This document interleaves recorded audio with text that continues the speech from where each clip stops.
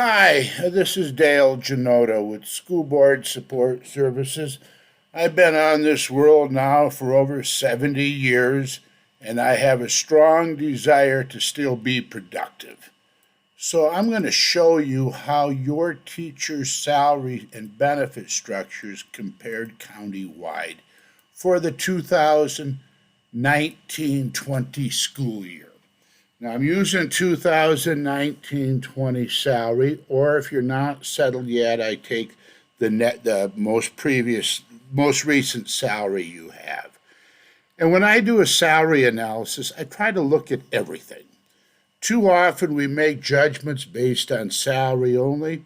I'm going to look at benefits, salary and benefits, combining them.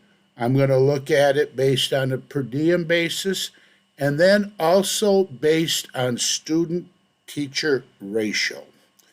I like to be totally objective. I used to bargain professionally for school boards, and I always liked to be prepared so I had everything at my disposal. And I think this is what I have for you. Now, I'm going to look at, first of all, tell you what I do here is I do what I call a 26-year earning power approach to teacher salary schedules. I developed this in 1984, so it gives you an idea how long I've been around. And I take a teacher at your BA 30 starting salary. I walk him through your structure for a 26-year period, defining the value of your plan with one number over that 26-year period. I moved that process that I use to 917 school districts in California. There's 917 schools in the study at anybody's disposal and very easy to use. So I'm going to look at Colfax. And the reason I'm looking at Colfax is because appearances and reality are two different things. Like I said, I'm going to look at it a bunch of different ways. When I look at salary only, their earning power, 1,690,410. That would be the impact that the salary will have upon the teacher over a 26-year period, plus what that's going to cost the district per teacher over that 26-year period. And I use 26 years because the average number of years of service current retirees have that are drawing off a retirement system is 26 years. Structurally, they were 239,000 below average, 14.2% below average, and they rank 17th in the county. So I'm going to show you your numbers here so you can see them. I don't want to hide anything. You can see Tahoe's number 2, Roseville's number 1. There's quite a range in salaries here, okay? But we've got to be patient here because it's going to be weird when I get to the end here. Okay, then I do the same thing with the BA 30 starting salary.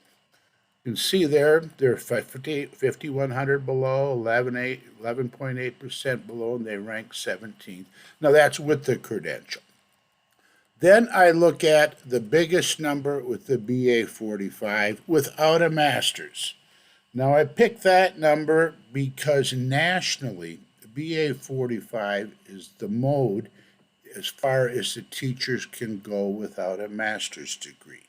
Now, that's not true in California, but it's still a nice benchmark to use. And occasionally, if your schedule goes on and on, like there are some schedules that have 40 steps on their schedule, I will just stop it at step 26 and footnote it accordingly. There you can see that they were 14th in the county. Okay, then I do the same thing with the top salary on the schedule. Again, the same criteria holds where I may stop at step 26 if you go on forever. And I include the master's stipend. Master's stipend is also included in my earning power that I created earlier. And you can see, and I do not, excuse me, I do not use the PhD stipend. So you can see there they're 13.7 and they rank 16th. So when you look at Colfax, they're not very well paid. But that's only part of the story. Then I look at benefits, see how much each district pays for insurance. So you can see the average is for single is $715 a month. The average for family is $804 a month. You can see Colfax is a little bit above average. I put in the number of contract days. Okay, they have 183 days. You see, most of them are more than that. And then the student teacher ratio. You see their student teacher ratio. Now, when I say student teacher ratio, I mean the number of students divided by the number of teachers. It's not class size. Okay, so then I combine the benefits to the salary and I do it all over again. And I do it two ways. I do it with salary and single insurance and salary and family. When I look at salary and family, okay, Colfax moved up to 15th, so they're moving up. Their base pay equivalent was 16th. I'll go down here so you can see your numbers. No, Tahoe's number one? No. Okay. And then the BA 45, better put the column there so you know what I'm talking about, with family benefits, how much above, percent above, they rank 13th. Okay, and then the top salary, they rank 15th. Okay, then I do it based on single insurance. Okay, because they do have the same for single and family. Some deviate, some have composite rates. Statewide, it's about 50% use composites and 50% use a tiered rate. Okay, their top salary, you can see rank 14th. Then here's the benefit comparison again. Then when I do it on student-teacher ratio, they're going to move up a little bit. No, they're 15th now. Not student-teacher ratio. I mean, this is on a per diem basis. Per diem basis. Okay, because they have a 183-day calendar. Most of you guys have 184, 85, or something like that. So you can see how they compare there. But now here's the thing that you're going to see that's going to change your thinking. I'm going to do it based on student-teacher ratio. When I do it salary only, they're 8th. They're 1.5% below the county average. All of a sudden, it's different. And it makes sense. Okay, and then this one you can probably relate to a little bit better. This would represent the BA 30 starting salary yearly on a per student basis. You can see they're a little bit above average there.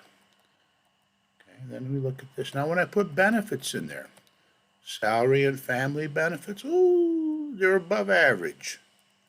I like the earning power because that is the most reflective number because that tells you in the long range what a person's going to make.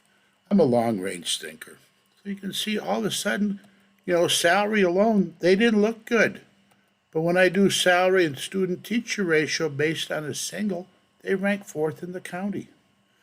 So you can see how misleading things can be if we do not look at the total picture. So I'm going to go back to the beginning here.